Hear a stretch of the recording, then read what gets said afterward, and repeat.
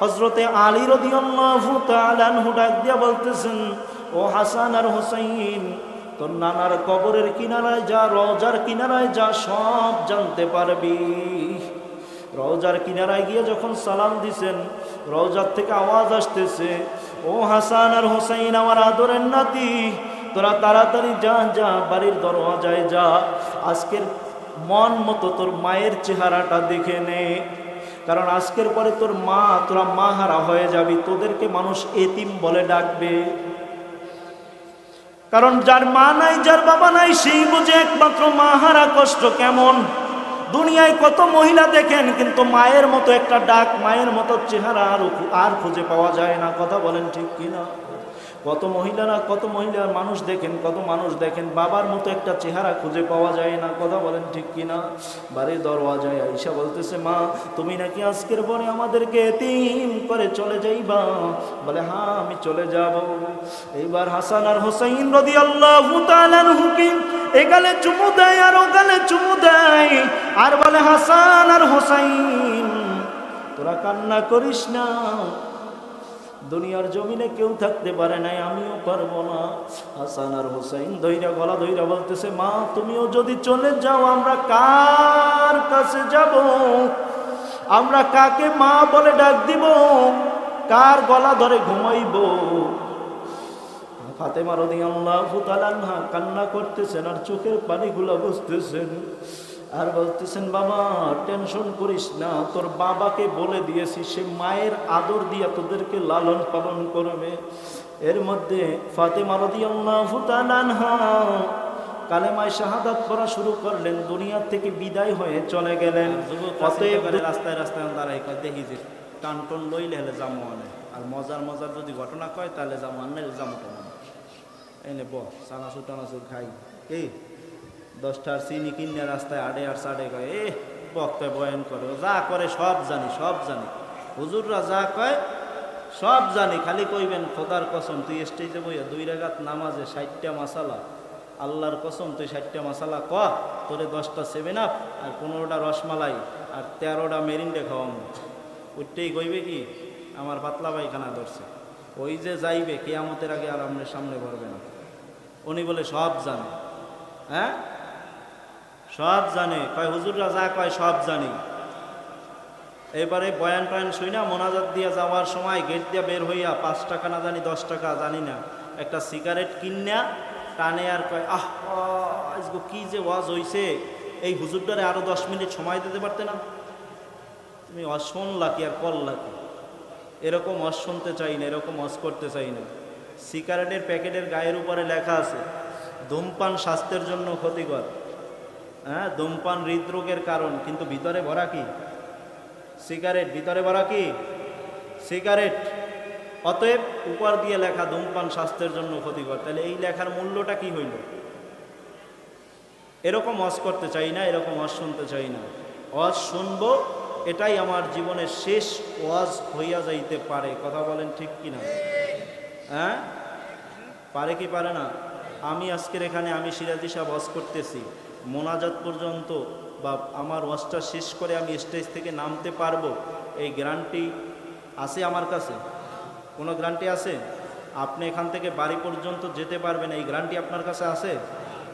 হ্যাঁ যদি নাই থাকে, মনে করেন এইটাই আমার জীবনের শেষ ওয়াজ, এইটাই আমার জীবনের শেষ বয়ান, এইটা মনে করে এখানে বসেন।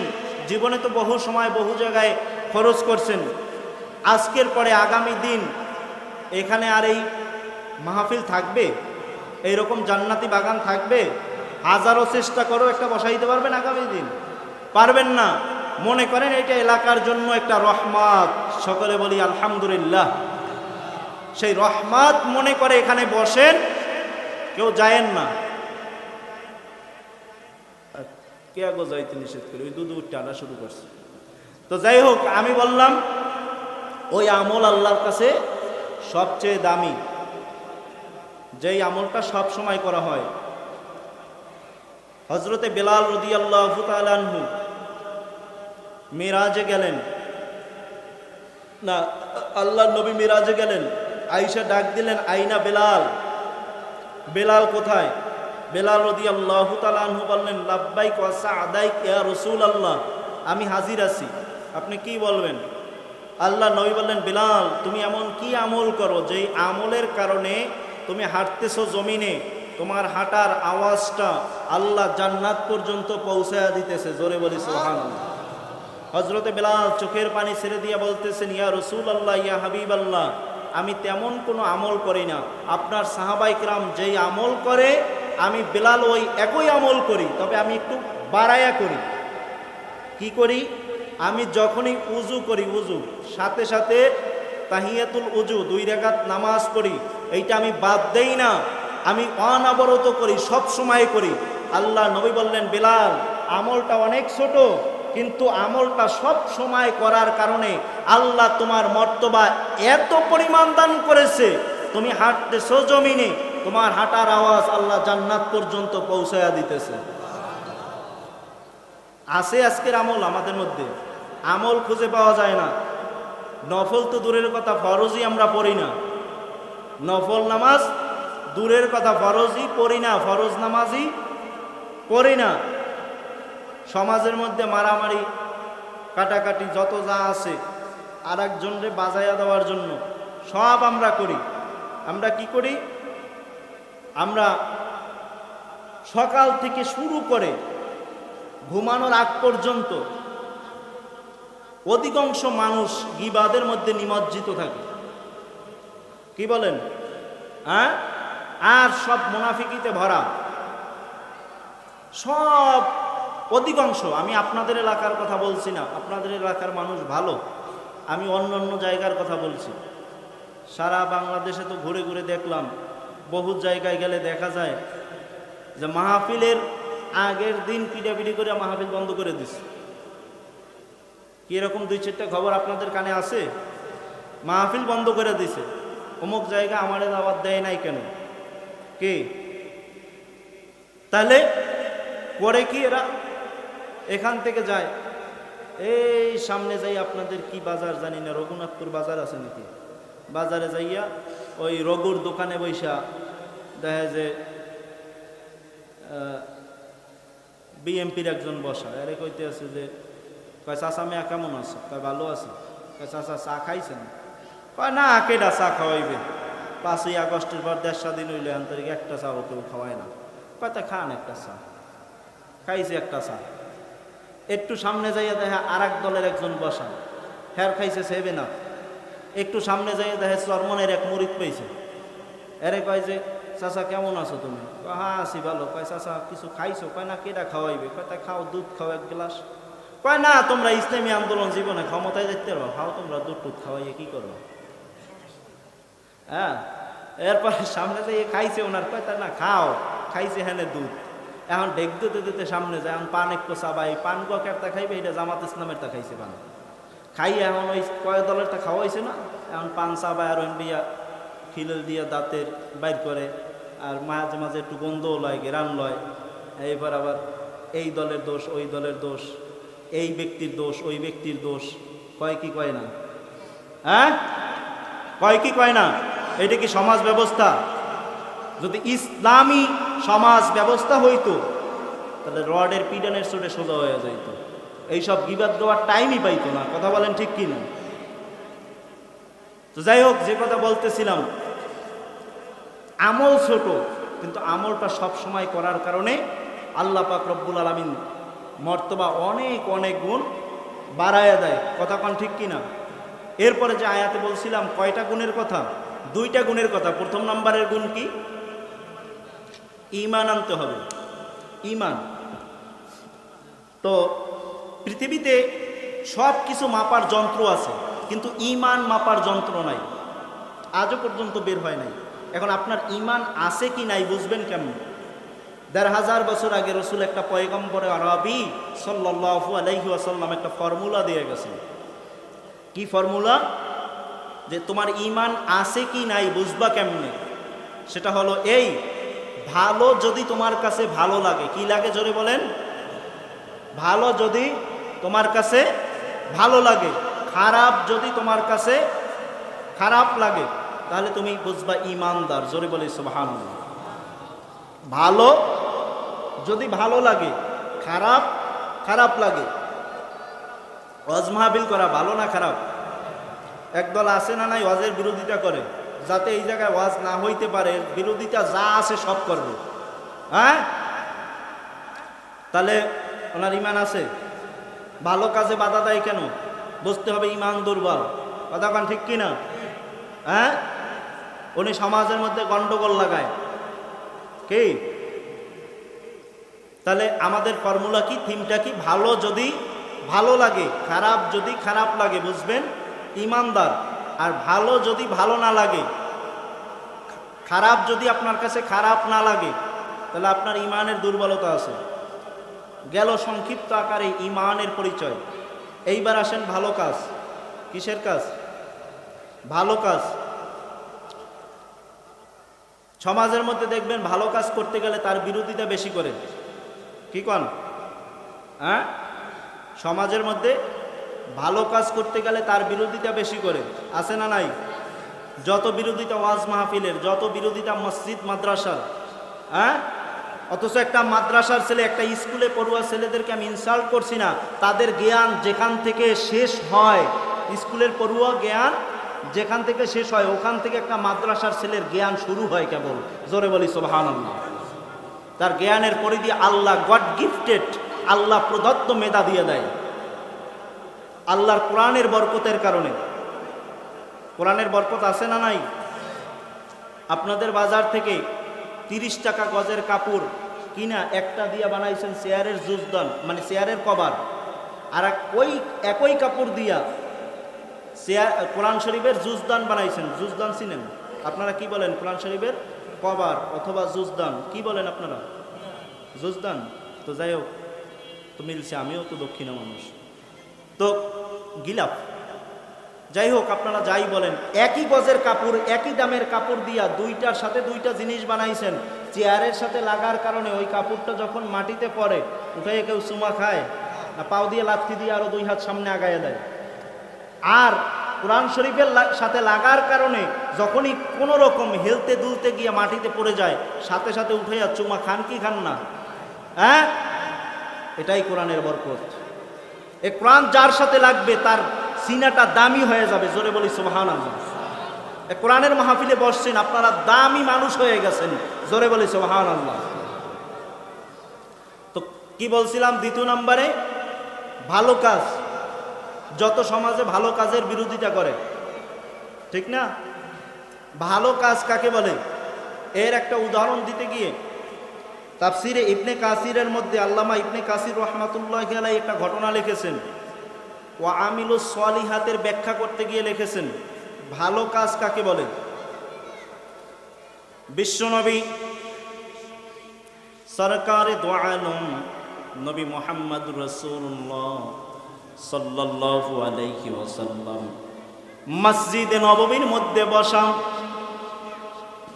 তাফসিরে ইবনে কাসিরের মধ্যে ওয়া আমিলুস সলিহাতের ব্যাখ্যা করতে গিয়ে লেখা হয় বিশ্বনবী মসজিদের মধ্যে বসা।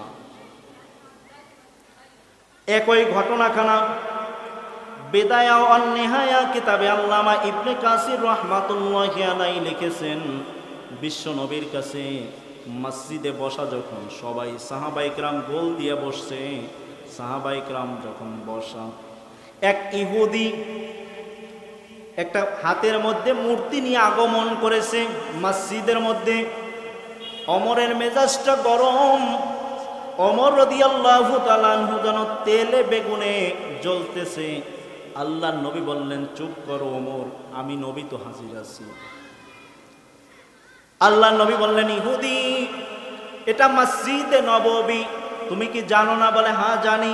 তাহলে এখানে মূর্তি নিয়ে কেন ঢুকলাম? তাফসীরের মধ্যে লেখা হয়, ইহুদি জবাব দেয়, ইয়া রাসূলুল্লাহ, ইয়া হাবিবাল্লাহ, এইটা আমার ভগবান, আমি নিজ হাতে বানাইছি। বেশ ভালো করেছো, এটাকে আমি উপাসনা করি, পূজা করি, বেশ তাও ভালো। তাহলে তোমার মূর্তির কেন হাত ভাঙ্গা, পাও ভাঙ্গা? এইবার ইহুদি জবাব দেয়, ইয়া রাসূলুল্লাহ, ইয়া হাবিবাল্লাহ, আমি আমার ভগবানকে নিয়ে জঙ্গলার মধ্যে গেছিলাম। জঙ্গলার মধ্যে যাওয়ার পরে গাছের সাথে দাঁড় করাইয়া পাখি শিকারের জন্য আমি ভিতরে ঢুকে গেছিলাম। আইসা দেখি আমার ভগবানের সারা শরীর ভেজা। আমি মনে করলাম এটা কোনো রহমতের পানি টানি হবে। আমি নাকের কাছে নিয়ে দেখতেছি এটা কোনো রহমতের পানি না, এইটা হলো পাতি শ্রীগালের প্রসাবের গন্ধ আসতেছে। হুজুর আমি সাথে সাথে আমার ভগবানকে একটা আছাড় মারলাম। ভগবানের হাত ভেঙে গেছে, পা ভেঙে গেছে, নাক ভেঙে গেছে, চোখ দুইটা দেড় বেটারি হয়ে গেছে। এই ঘটনা শুনে বুখারী শরীফের হাদিস। আল্লাহ নবী এত পরিমাণ হাসলেন, নবীর দাঁত এবং জিহ্বা মোবারক পর্যন্ত দেখা গিয়েছিল।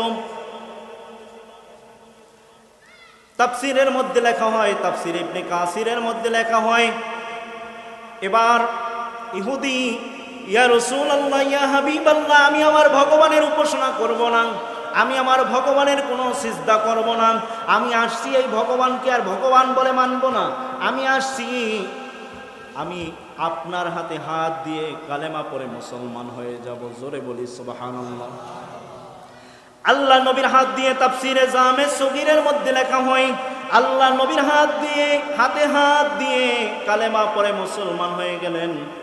এবার ইহুদি ডাক দিয়া বলতেছেন, ইয়া রাসূলুল্লাহ, ইয়া হাবিবাল্লাহ, আমার কি কি কাজ করতে হবে? আমি তো কেবলমাত্র নবমুসলিম, কেবলমাত্র এইমাত্র মুসলমান হইলাম, আমার কি কি কাজ করতে হবে? আল্লাহ নবী বললেন, ইহুদি তোমার 4টা কাজ করতে হবে। কয়টা কাজ? জোরে বলেন। 4টা কাজ করতে হবে। 1 নম্বরে কাজ হলো ফরজ নামাজ বাদ দিবা না। 2 নম্বরে ফরজ রোজাগুলা বাদ দিবা না। 3 নম্বরে তুমি যদি ধনাঢ্যবান ব্যক্তি হও, তোমার উপরে যাকাত ফরজ হয়, যাকাত দিবা। 4র্থ নম্বরে খারাপ কাজ করবা না। কি কাজ করবা না? জোরে বলেন। সমাজের মধ্যে খারাপ কাজ করবা না। খারাপ কাজের বেড়া কেটে লেখা হয় জেনা করবা না। জেনা কি করবা না? খালি মনে করেন ওই পল্লী জেনা, চোখের জেনা আছে না নাই? হ্যাঁ, চোখের পর্দা করা কি ফরজ? কি ফরজ? তাহলে চোখ দিয়ে বেগানা নারী দেখা এটা তো জায়েজ।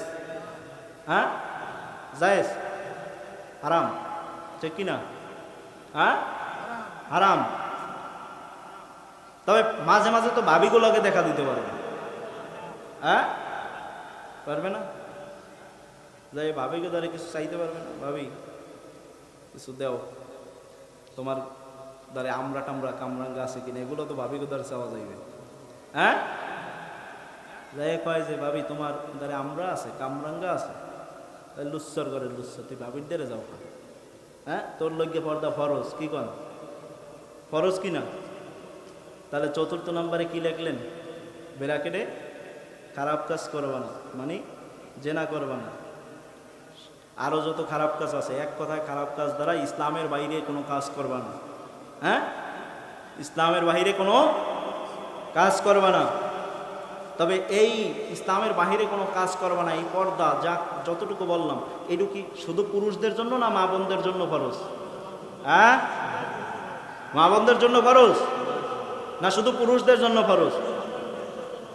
পুরুষ দেখবে না মা বোনদেরকে, মা বোনরা পর্দার আড়াল থেকে পুরুষ তো দেখতে পারবে, একটু পারবে? আরাম। আল্লাহ নবী কি বললেন? 4র্থ নম্বরে বললেন খারাপ কাজ করবা না, বেড়া কেটে লেখা জেনা করবা না।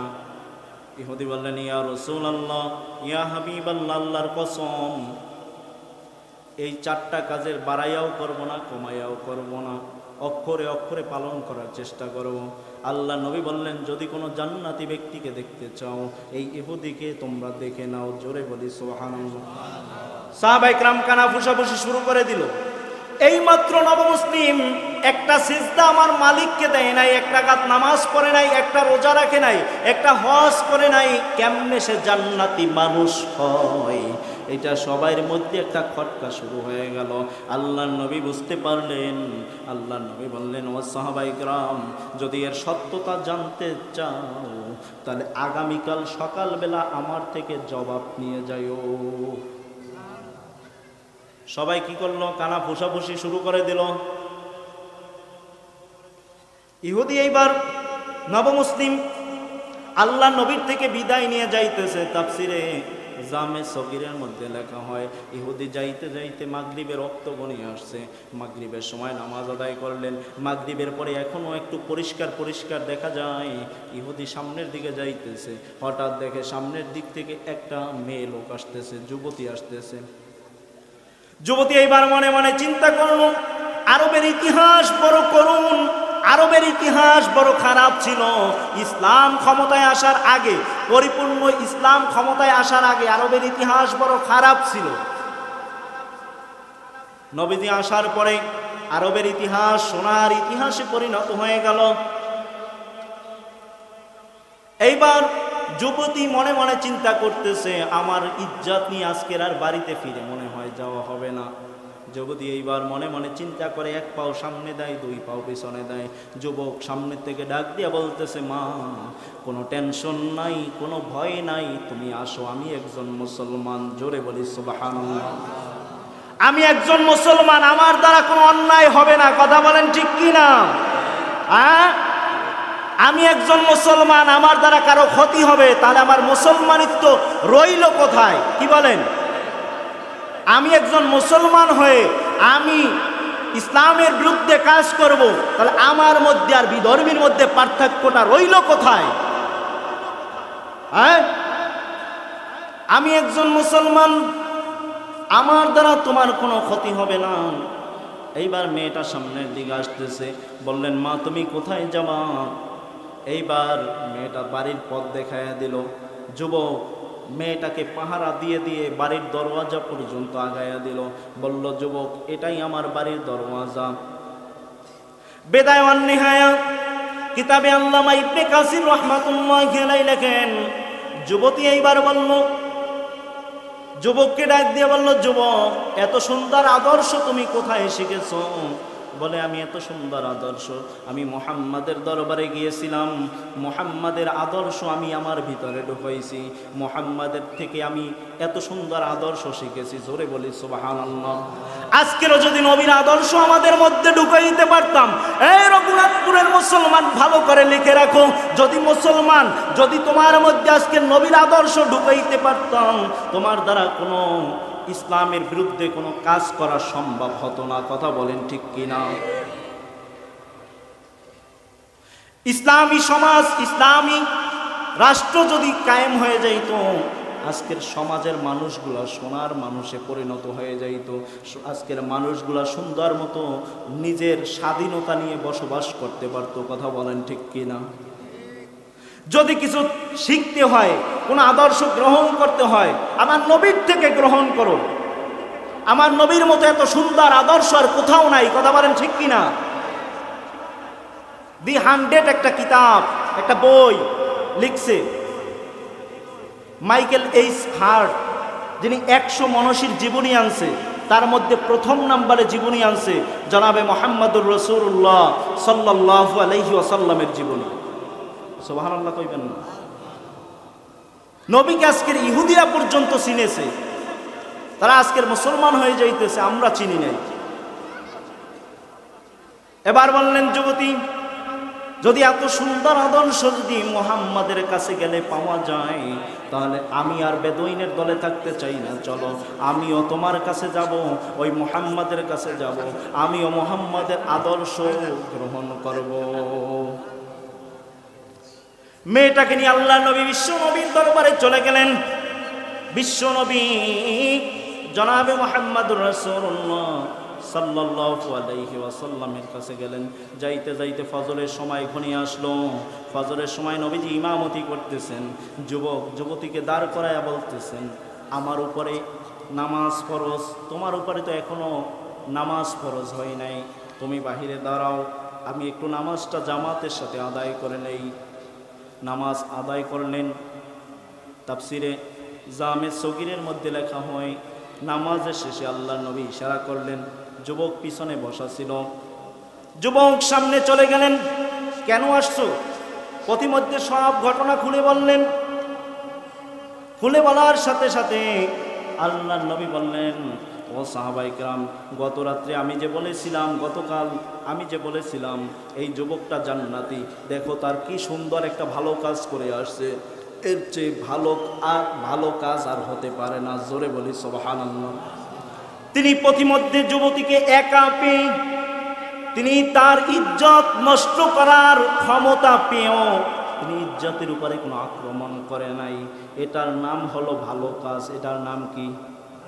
আল্লাহ যে বলেছেন ওয়ামিলুস সলিহাত, 2 নম্বরে ভালো কাজ, এটার নাম হলো ভালো কাজ। কথা বলেন ঠিক কি না? এটার নাম কি? ভালো কাজ। আমি এই ঘটনা দ্বারা হিন্দু ভাইদেরকে ইনসাল্ট করতেছি না। প্রয়োজনে তোমরাও আসো, মাইকের আওয়াজ যত দূর যায় তুমিও আসো, প্রয়োজনে স্টেজে বসো। কথা বলেন ঠিক কি না? মুসলমান কারো উপরে আগে আক্রমণ করে না, আক্রান্ত হওয়ার পরে মুসলমান আক্রমণ করে। তার আগে মুসলমান কাউকে অন্যায়ভাবে একটা ফুলের টোকাও দেয় না। কথা বলেন ঠিক কি না? হ্যাঁ, শুনেন, হিন্দু বাড়িতে আর কিছু থাক আর না থাক, দেখবেন একটা তুলসী গাছ আছে। কি আছে? তুলসী গাছ। ওরা তুলসীর পূজা করে। হুজুর আছে না, প্রত্যেক বাড়িতে তুলসী গাছ আছে। তোরা কি করে? তুলসীর পূজা করে। তাই একটা মুসলমান ওই হিন্দু বাড়ির সামনে দিয়ে যাইতেছে, যাওয়ার সময় তুলসীর পাতা একটা ছিঁড় দিয়ে পাছায় ঘষছে। ওইটা হিন্দু দেখছে, দেখে বলতেছে হায় হায়, আমাগো ভগবান রে মুসলমানের পোলায় পাছায় ঘষছে, এর তো একটা প্রতিশোধ নেওয়া দরকার। কয়টা কি নেওয়া যায়? এখন সবাই একত্রিত হয়ে বলতেছে এই মুসলমান, তোদের ভগবান কিনা? তোদের ভগবান কই? তাই আমাগো ভগবান দেখা মনে। ওই মুসলমান নিয়ে গেছে একটা জংলায়, নিয়ে ওই যে সুশ্র পাতা চিনেন না, সুশ্র পাতা দেখাইয়া বলতেছে এইটা আমাগো ভগবান। এটা কি? ভগবান। এখন ওদের গায়ে তো খুব জেস, খুব রেশ, ওরা ওই সিরিয়া সুশ্র পাতা ইচ্ছা মতো পাছায় বসছে। দেরি, খেলা শুরু হইতে দেরি নাই। এই আসাবার জন্য না, বুঝাবার জন্য বলছে। তো সর্বোপরি কথা হলো এইটার নাম হলো কি? ভালো কাজ। হ্যাঁ, আজকের ইসলামী সমাজ ব্যবস্থা কেমন দেখেন। ইসলাম থেকে যদি কিছু শিক্ষা নিতে হয়, ইসলাম থেকে নিতে হবে। কথা বলেন ঠিক কিনা? নবীজি সাল্লাল্লাহু আলাইহি ওয়াসাল্লাম সুন্দর মতো ইসলাম করে ইসলামী সমাজ ব্যবস্থা দেখাইয়া গেছেন কেমন হবে ইসলামী সমাজ ব্যবস্থা। কথা বলেন ঠিক কিনা? কেমন হবে ইসলামী সমাজ ব্যবস্থা? রসুলের আদর্শ যদি ভিতরে ঢুকাইতে পারো, কশ্চিন কালো মুসলমান আজকের মায়ের খাওয়া লাগতো না। আজকের মুসলমান বিভিন্ন রাষ্ট্রে মায়ের খাইতেছে শুধু আমাদের একত্রিত হয়ে না থাকার কারণে, একতাবদ্ধ হয়ে না থাকার কারণে আজকের মুসলমান মায়ের খাইতেছে। কথা বলেন ঠিক কিনা? হ্যাঁ, আজকের মুসলমান মায়ের খাইতেছে, অথচ মুসলমান তো বীরের জাতি। মুসলমানের তো মায়ের খাওয়ার কথা ছিল না। মায়ের খাইতেছে কেন? গুতাগুতির কারণে। আমি এই দলের, অমুক আর এক দলের, এই দল ভাগ করতে করতে আজকের মুসলমান বিভিন্ন দলে বিভক্ত হয়ে গেছে। এই ফাঁকে ইহুদি বেঈমানরা ঢুকে মুসলমানের উপরে আক্রমণ করতেছে। কি ঠিক কর না কা? আপনারা ঠিক কইলেও ঠিক, না কইলেও ঠিক। হ্যাঁ, অথচ রসুলের আদর্শ কেমন দেখেন। রসুলের আদর্শ যারা ঢুকাইছে তারা সোনার মানুষে পরিণত হয়ে গেছে। ভারতের জমিনে ঘুমান্ত শিব শব্দী মহারাজ, যিনি 12টা ভাষার উপরে ডক্টরেট করা। কথা বলেন ঠিক কিনা? 12টা ভাষার উপরে ডক্টরেট করা শিব শব্দী মহারাজ, যিনি, যাকে এত বড় শিক্ষিত মানুষ, ভারত সরকার যাকে কোনো চাকরি দিতে পারে নাই, কোনো চাকরিতে বান্ডিং করে দিলে তার উপরে অন্যায় হবে, অবিচার করা হবে, জুলুম করা হবে, এজন্য ভারত সরকার তাকে কোনো চাকরি দেন নাই। আমাদের মুসলমানের সবচেয়ে প্রিয় স্থান কোনটা? কাবা শরীফ। কোনটা? ঠিক তেমনি ইহুদিদের কাছেও তাদের সবচেয়ে প্রিয় স্থান হলো ওই উত্তর ভারতে অবস্থিত দোবাসের মন্দির। এইটা তাদের কাছে প্রিয়, যেটা 37 না কত একর জমির উপরে যেটা নির্মাণ করা হয়েছে।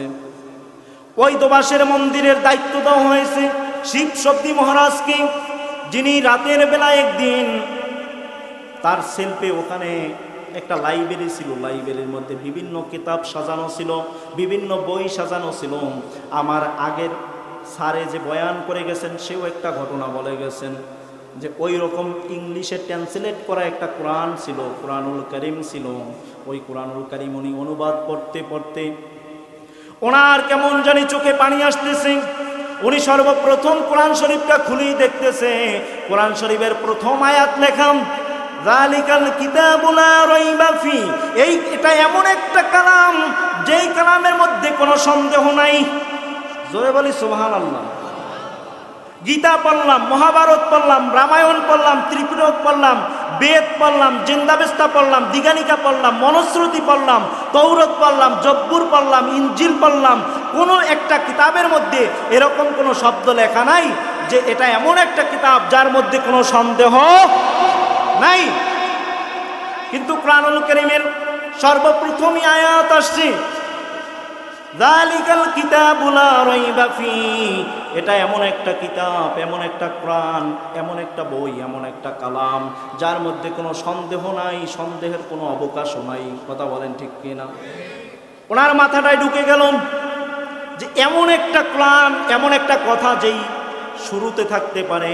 কারণ বিভিন্ন লেখকরা বই লেখে, লেখার শুরুতে অথবা শেষে কি লিখে দেয়, আমার লেখার উপরে যদি, আমার লেখার মধ্যে যদি কোনো ভুল ত্রুটি পরিলক্ষিত হয়, চোখে ধরা পড়ে, আমাকে জানিয়ে দিবেন, পরবর্তী ছাপায় সংস্করণ করে দেওয়া হবে। কথা বলেন ঠিক কিনা?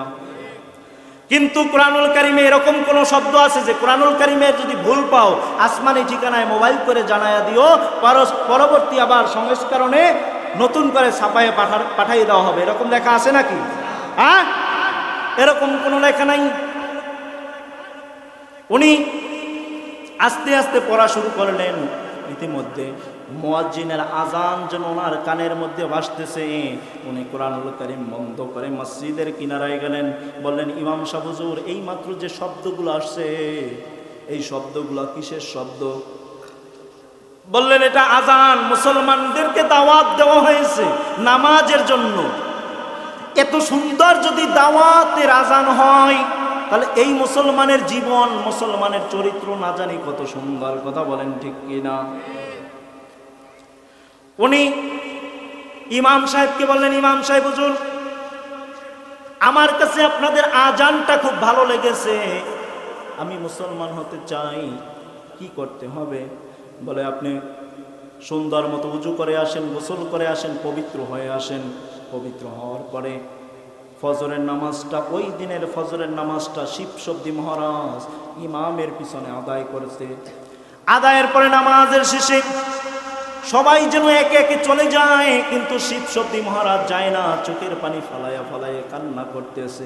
জীবনের শিবশব্দী মহারাজ তার বইয়ের মধ্যে লিখে দিছে, জীবনের প্রথম সিজদাটা যেদিন মালিককে দিয়েছে ফজরের সময়, ওই একটা সিজদার মধ্যে যে পরিমাণ শান্তি পেয়েছে, আল্লাহর কসম করে তিনি বলেছেন, তামাম দুনিয়াও যদি তাকে লিখে দেওয়া হইতো তিনি অত শান্তি পাইতেন না। নামাজের পরে বাড়িতে চলে গেলেন। স্ত্রী শ্রদ্ধা দেবী, মা ভগবতী দেবী, কন্যা ওয়াসপুরা দেবী সবাই অবাক হয়ে গেলেন। বাবা, ভারত সরকার তোমাকে এত সুন্দর দায়িত্ব দিয়েছে, এত কঠিন, এত একটা সম্মানের দায়িত্ব দিয়েছে, তুমি সকালবেলা শ্লোক পড়বা, ঘন্টা পিটাইবা, কিন্তু শ্লোক আর ঘন্টা না পিটাইয়া তুমি বাড়িতে কেন আসলা? রসুলের আদর্শ যদি ভিতরে ঢুকে দেখেন কেমন হয়ে যায়। আর একটা সমাজের মধ্যে যদি রসুলের আদর্শ ঢুকাইতে পারেন, সমাজটা সোনার সমাজ হবে। যদি একটা রাষ্ট্রের মধ্যে ঢুকাইতে পারেন, রাষ্ট্রটা সোনার রাষ্ট্র হয়ে যাবে। কথা বলেন ঠিক কি না? শিবশব্দী মহারাজ স্ত্রী শ্রদ্ধা দেবীকে ডাক দিয়ে বললেন, স্ত্রী, আমি আর দোবাসের মন্দিরে যাব না, আমি আর ঘন্টা পিটাবো না, আমি আর শ্লোক পড়বো না। কেন? কি বলবো? স্ত্রী শ্রদ্ধা দেবী, মা ভগবতী দেবী, মেয়ে কন্যা ওয়াসপুরা দেবী, তোমরা শুনিয়ে নেও, আমি আজকের মাবুদের কালাম পড়তে গিয়ে আমার কলিজার মধ্যে হিট লেগে যায়। আমি ফজরের সময় মুয়াজ্জিনের কাছে চলে যাই, মুয়াজ্জিন আমাকে কালেমা পড়াইয়া মুসলমান বানায়া দিছে। অতএব আমি আর দুবাসের মন্দিরে যাব না। স্ত্রী শ্রদ্ধা দেবী ডাক দিয়ে বলে, স্বামী শিব শব্দী মহারাজ, আপনি 12টা বিষয়ের উপরে ডক্টরেট করা, ডিগ্রি করাম, আমি কোনো ডিগ্রি নাই, কোনো কিছু নাই, আমি একটা অশিক্ষিত মেয়ে, আমি আপনার ভয়তে কিছু বলি নাই। আমি মাবুদের কালাম শুনে শুনে আজ থেকে 3 মাস আগে কালেমা পড়ে আমিও মুসলমান হয়ে গেছি। আমি যখন আজান হইতো, নামাজের রক্ত হইতো, আমি আপনার ভয়ে, ঘরে মেয়ে অস্পরা দেবী আছে, তার ভয়তে আমি কাউকে দেখাইতাম না।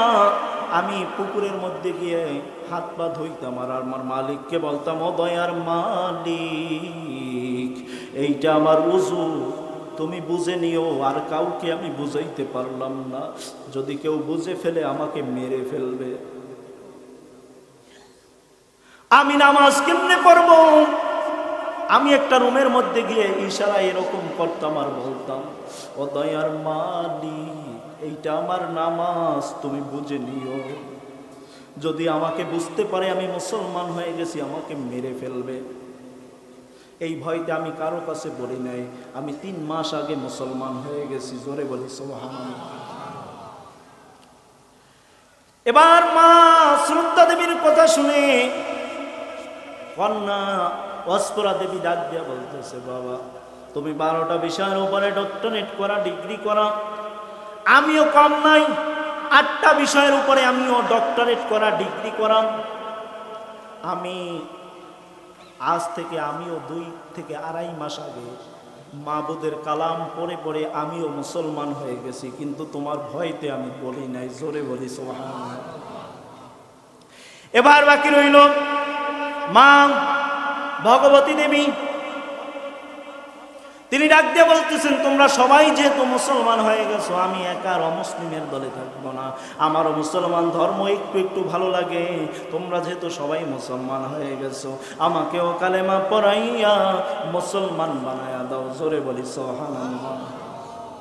আজকের বিধর্মীরা মুসলমানের আদর্শ দেখে দেখে কালেমা পড়ে মুসলমান হয়ে যাইতেছে। আজকের আমরা মুসলমানরা যদি ভালো হইতাম, আমরা যদি তাদের কাছে ইসলামটাকে সুন্দর মতো প্রেজেন্ট করতে পারতাম, আমার মনে হয় বিধর্মীরা দরখাস্ত দিয়ে, অ্যাপ্লিকেশন দিয়ে মুসলমান হয়ে যাইত। কথা কোন ঠিক কিনা? আমি তো ভালো না। আপনারা যদি 1 আঙ্গুল দিয়ে দেখান যে সিরাজি সাহেব খারাপ, 3 আঙ্গুল আপনাকে বলতেছে আপনি খারাপ। কথা বলেন ঠিক কিনা? দেখান আমাকে, 1 আঙ্গুল দিয়ে ট্রাই করে দেখেন। 1 আঙ্গুল দিয়ে আমার দিকে ধরবেন, 1 আঙ্গুল বলতেছে আমি খারাপ, 3 আঙ্গুল, 1 আঙ্গুল বলতেছে আপনি খারাপ, 3 আঙ্গুল বলতেছে আমি খারাপ। কথা কোন ঠিক কিনা? হ্যাঁ, 1 আঙ্গুল বলতেছে কি আপনি খারাপ, 3 আঙ্গুল আমাকে নিজেকে নিজে বলতেছে নিজে খারাপ। কারণ আজকের আমরা মুসলমানরা এমন এক পর্যায়ে গিয়ে পৌঁছে গেছি, আমরা যে মুসলমান এইটাই ভুলে গেছি। আমরা যে মুসলমান এইটাই ভুলে গেছি। অথচ কোরআনের দাম, তোমার হাতের মধ্যে একটা তীর নাও, ওই তীরটাকে সামনের দিকে মারবা যত দূর যাবে, ওই তীরটাকে বাম দিকে মারবা যত দূর যাবে, ওই তীরটাকে আনি সমস্ত শক্তি দিয়ে আনি তীরটাকে পিছনের দিকে মারবা যত দূর যাবে, সমস্ত শক্তি দিয়ে আনি তীরটাকে উপরের দিকে মারবা যত দূর যাবে। বিশাল এক গোডাউন তৈরি হয়ে গেল। এই বিশাল এক গোডাউন যদি খাঁটি পিওর স্বর্ণ দিয়ে ভরে দেওয়ালি, এরপরও আমি নবী মুহাম্মদুর রাসূলুল্লাহ সাল্লাল্লাহু আলাইহি ওয়াসাল্লাম ঘোষণা করতেছি, আমি একটা জবরের হক আদায় হবে না। জোরে বলি সুবহানাল্লাহ।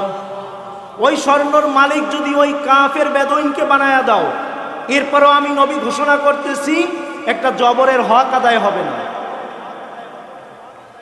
কোরআনের দাম আছে না নাই? কোরআনের দাম আছে না নাই? জোরে বলেন। আজকের আমরা ইসলামের জন্য কি করছি? কিছুই করি নাই। অথচ ইসলামের জন্য সাহাবায়ে কেরাম জীবন দিয়ে দিয়েছে। কথা বলেন ঠিক কিনা? হ্যাঁ, সাহাবায়ে কেরাম জীবন দিয়ে দিয়েছে। আজকের যদি ইসলামী সমাজ ব্যবস্থা যুবকরা যদি ভালো হয়ে যাইতো, এদেশে প্রথম ইসলাম কায়েম হয়েছে তাও যুবকদের দ্বারা। হযরত আলীর বয়স কত ছিল? হযরত আবু বকর নওজোয়ান মানুষ, হযরত ওমর যুবক মানুষ। কি বলেন, কথা বলেন ঠিক কিনা? হ্যাঁ, আবু জাহেলকে যে হত্যা করেছে, কয়েক বছর বয়স ছিল? মাজ আর মুআওয়াজ, মাত্র 8 থেকে 9 বছর বয়স। দুই ভাই মিলে হত্যা করেছে। রসুল যুদ্ধের ময়দানে নিতেও চায় নাই, কারণ এত ছোট মানুষ যুদ্ধ করতে পারবে না। অবশেষে নিলেন। তাদের টার্গেটই ছিল আবু জাহেলের উপরে। কেন? আবু জাহেল আমার নবীকে মক্কায় কষ্ট দিয়েছে।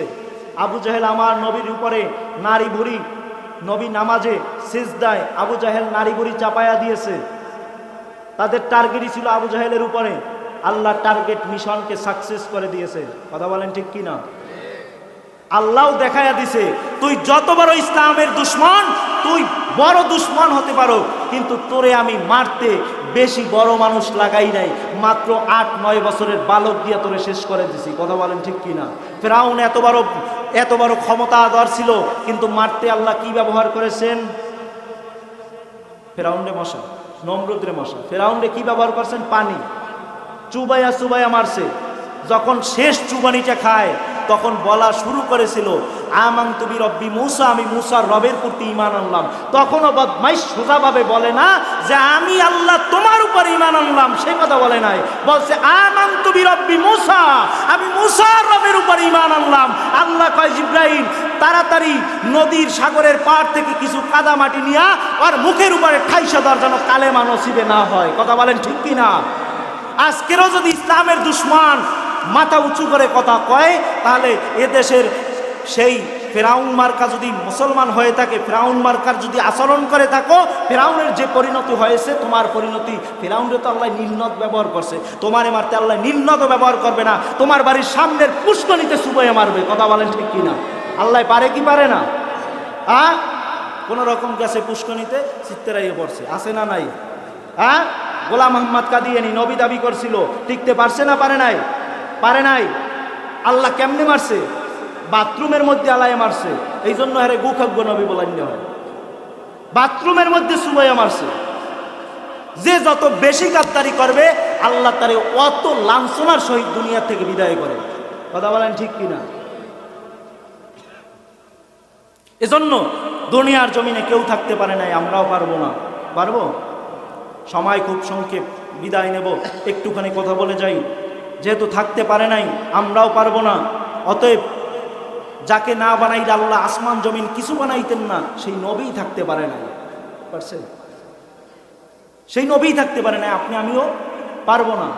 কি বলেন? পারবো? পারবো না। নবীজি যাকে সবচেয়ে বেশি মহব্বত করতেন, বিদায় ওয়ান নিহায়া কিতাবে আল্লামা ইবনে কাসির রাহমাতুল্লাহি আলাইহি লেখেন, নবীজি যাকে সবচেয়ে বেশি মহব্বত করতেন, নবীর আপন মেয়ে ফাতেমা রাদিয়াল্লাহু তাআলা আনহাকে নবী সবচেয়ে বেশি মহব্বত করতেন। উম্মতদেরকে তো করতেন, মেয়েদের মধ্যে নবী ফাতেমাকে বেশি মহব্বত করতেন, বেশি ভালোবাসতেন। কোথাও সফরে গেলে সর্বশেষ ফাতেমার ঘর থেকে বিদায় নিতেন। আবার যখন সফর থেকে আসতেন, সর্বপ্রথম ফাতেমার ঘরে আগে দেখা করতেন। সেই ফাতেমাও থাকতে পারে নাই। হযরতে আলী রাদিয়াল্লাহু তাআলা আনহু একদিন মসজিদে নববীর মধ্যে নামাজ পড়ে, ফজরের নামাজ পড়ে বাসায় চলে গেলেন। আওয়াবিন পড়ে নাই, কিছু পড়ে নাই, চাষ নামাজ পড়ে নাই, কিছু পড়ে নাই, নফল নামাজ পড়ে নাই, জিকির আজকার করে নাই। আলী রাদিয়াল্লাহু তাআলা আনহু বাসায় ঢুকে দেখতেছে তার স্ত্রী ফাতেমাও নাই, যায় নামাজের মধ্যে দেখা যায় না। আলী চোখের পানি ছেড়ে দিলেন, আমিও আজকে নফল নামাজ পড়ি নাই, জিকির আজকার করি নাই, আমার স্ত্রী ফাতেমাও কি জিকির আজকার করে নাই? খোঁজা শুরু করলেন। খুঁজতে খুঁজতে ফাতেমা রাদিয়াল্লাহু তাআলা আনহাকে, তার স্ত্রীকে হাম্মামখানায়, ওযুখানায় ঢুকলেন। ঢুকে দেখতেছে ফাতেমা রাদিয়াল্লাহু তাআলা আনহা অনেকগুলা কাপড় চোপড় ভিজাইছে, আর একটা বলের মধ্যে আটা নিছে রুটি বানানোর জন্য। আলী ডাক দিয়া বললেন, ও মা, তুমিও তো মা, আর ফাতেমাও তো একজন মেয়ে, তুমিও মেয়ে, তুমি তোমার স্বামীর সাথে কেমন আচরণ করো, আর ফাতিমা তার স্বামীর সাথে কেমন আচরণ করছে শুনে রাখো মা। আবার এই যুবক, তুমিও একজন যুবক আর আলীও একজন যুবক, তুমি তোমার আলী কেমন আচরণ করেছে স্ত্রীর সাথে, আর তুমি কেমন আচরণ করো তোমার বিবির সাথে। ঘরে ঢুকলে তুমি বাহিরে সুন্দর মতো আলোচনা করো, ঘন্টার ঘন্টা কথা বলো, তোমার মেজাজ গরম হয় না। ঘরে ঢুকলে স্ত্রীর সাথে কথা বলতে গেলে মেজাজটা গরম হয়ে যায়। আবার মা বোনরাও আছে, ঘন্টার পর ঘন্টা বাহিরের মানুষের সাথে কথা বলে, মেজাজ গরম হয় না। যখনই স্বামী আসে তার মেজাজটা গরম হয়ে যায়, আসে না নাই? কিচ্ছু পায় না, দোষ ধরার কিছু পায় না। যখন কিছু না পায়, কথায় কথায় দেখবেন স্বামীর মা অর্থাৎ আপনার স্ত্রীর শাশুড়ি তার দোষটা ধরে, আসে না নাই? মা তুমিও তো একদিন শাশুড়ি হইবা, সেই দিন তোমার পুত্র বধূও তোমার সাথে খারাপ আচরণ করবে, মনে রাইখা দিও। কামাতা দিন অতুদান, যেমন কর্ম তেমন ফল। কথা বলেন ঠিক কিনা? এবার আলী রাদিয়াল্লাহু তাআলা আনহু জিজ্ঞাসা করলেন, ফাতেমা তুমি এতগুলো আটা কেন নিছো? ফাতেমা রাদিয়াল্লাহু তাআলা আনহা ডাক দিয়ে বলতেছেন, ও আমার প্রাণের স্বামী, আমি আজকের সকালবেলা স্বপ্নে দেখেছি, একটু জায়নামাজে ঘুম পড়েছিলাম, আমি স্বপ্নে দেখছি আমি আজকে রোজা রেখেছি, কিন্তু ইফতারিটা গিয়ে আমার বাবা মুহাম্মদুর রাসূলুল্লাহ, সকলে বলি সাল্লাল্লাহু আলাইহি ওয়াসাল্লামের সাথে করেছি। আমি বুঝতে পেরেছি আজকের দিনের পরে আমি আর দুনিয়ার জমিনে থাকতে পারবো না। আজকের এইটাই আমার শেষ দিন, এইটাই আমার শেষ দিন। আজকের দিনের পরে আমি আর দুনিয়ায় থাকতে পারবো না। এই জন্য অনেকগুলো কাপড় চোপড় আমি যদি ধুইয়া রাইখা যাই, আপনি অনেক দিন ব্যবহার করতে পারবেন। এইবার ফাতেমা বলতেছেন, ইয়া রাসূলুল্লাহ, ফাতেমা বলতেছেন, ও আমার প্রাণের স্বামী হযরত আলী, শুনেন, আমি এই কাপড় চোপড়গুলো আপনি অনেক দিন ব্যবহার করতে পারবেন, তাহলে আটা কেন নিছুম? এইবার ফাতেমা বলতেছেন, ও আমার প্রাণের স্বামী, আপনি ভালো করে শুনেন, আমার দুইটা ছোট ছোট বাচ্চা আছে, হাসান আর হুসাইন রাদিয়াল্লাহু তাআলা আনহু। ওরা যখন বাহির থেকে আসবে, ক্ষুধার যন্ত্রণায় মা মা বলে চিৎকার করবে, ডানে তাকাবে মা পাবে না, বামে তাকাবে মা পাবে না। ও আমার প্রাণের স্বামী, ওরা যখন ক্ষুধার যন্ত্রণায় কান্না করবে, আপনি ওদেরকে এই আটার রুটিগুলো দিবেন, আর আপনার কাছে দাবি আপনি ওদের সাথে খারাপ ব্যবহার করবেন না, কারণ ওরা তো আজকের পরে এতিম হয়ে যাবে, ওদের গলায় এতিমের কার্ড ঝুলে যাবে। অতএব আপনি ওদের সাথে খারাপ ব্যবহার করবেন না, ওদেরকে কোনো মারবেন না। ও আমার প্রাণের স্বামী, আপনার উপরে দুইটা নসিহত আমার। এক নম্বরে, আমি বিদায়ের পরে আপনি দ্বিতীয় বিবাহ করবেন, কোনো আপত্তি নাই। সপ্তাহে 7টা দিনের 6টা দিন তাকে সময় দিবেন, কিন্তু একটা দিন আমার এই ছোট ছোট দুইটা বাচ্চা হাসান আর হুসাইন রাদিয়াল্লাহু তাআলা আনহুকে সময় দিবেন। ওরা যেন মায়ের কষ্ট বুঝতে না পারে। এর মধ্যে হাসান আর হুসাইন চলে আসছে, আয়েশা দেখতেছে মাও কান্না করে, বাবাও কান্না করে, বলতেছে মা তুমিও কান্না করো, বাবাও কান্না করে, আমি বুঝলাম না। এইবার হযরতে আলী রাদিয়াল্লাহু তাআলা আনহু ডাক দিয়া বলতেছেন, ও হাসান আর হুসাইন, তোর নানার কবরের কিনারায় যা, রওজার কিনারায় যা, সব জানতে পারবি।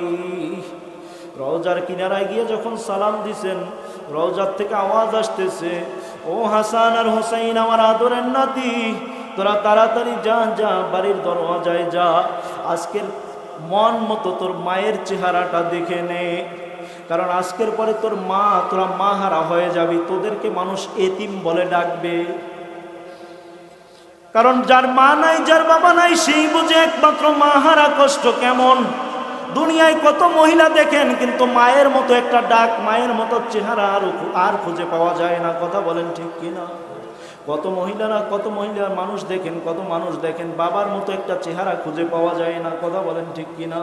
বাড়ির দরওয়াজায় আয়েশা বলতেছে, মা তুমি নাকি আজকের পরে আমাদেরকে এতিম করে চলে যাইবা? বলে হ্যাঁ, আমি চলে যাব। এইবার হাসান আর হুসাইন রাদিয়াল্লাহু তাআলা আনহুকে এগালে চুমু দেয় আর ওগালে চুমু দেয়, আর বলে হাসান আর হুসাইন তোরা কান্না করিস না, দুনিয়ার জমিনে কেউ থাকতে পারে নাই, আমিও পারবো না। হাসান আর হুসাইন ধৈরা গলা ধৈরা বলতেছে, মা তুমিও যদি চলে যাও আমরা কার কাছে যাব? আমরা কাকে মা বলে ডাক দিব? কার গলা ধরে ঘুমাইব? ফাতেমা রাদিয়াল্লাহু তাআলা আনহা কান্না করতেছেন আর চোখের পানিগুলো বুঝতেছেন আর বলতেছেন, বাবা টেনশন করিস না, তোর বাবাকে বলে দিয়েছি সে মায়ের আদর দিয়া তোদেরকে লালন পালন করবে। এর মধ্যে ফাতেমা রাদিয়াল্লাহু তাআলা আনহা কালেমায় শাহাদাত পড়া শুরু করলেন, দুনিয়া থেকে বিদায় হয়ে চলে গেলেন। অতএব দুনিয়ার জমিনে আল্লাহর নবীর মেয়ে পর্যন্ত থাকতে পারে নাই, নবী পর্যন্ত পারে নাই, আপনি আমিও পারবো না। কথা বলেন ঠিক কিনা? আল্লাহ আমাদেরকে দুনিয়ার থেকে বিদায় হয়ে যাওয়ার আগে ঈমান আমলকে ভালো করে যাওয়ার তৌফিক দান করুক, সকলে বলি আমিন। দুইটা কাজ, প্রথমে ঈমান, এরপরে ভালো কাজ। ঈমান ভালো কাজ, কথা বলেন ঠিক কিনা? আর যখন ভালো কাজ করা শুরু করবেন